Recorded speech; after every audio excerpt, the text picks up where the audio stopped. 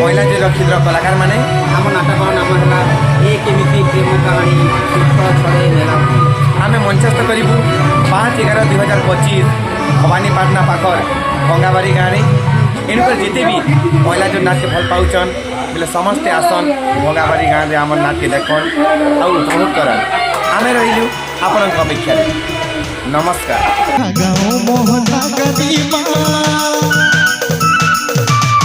मेरा गाँव मोहना कदीमा बदनाम हो गयो रे। मेरा गाँव मोहना कदीमा बदनाम हो गयो रे।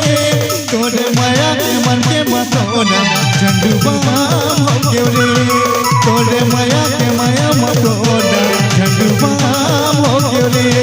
मेरा गाँव मोहना कदीमा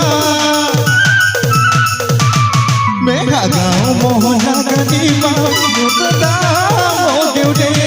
मेरा गाँव मोहना कदीमा बदनाम हो गयो रे। तोरे माया के मन के मतोना झंडुबाम हो गयो रे। तोरे माया के मन के मतोना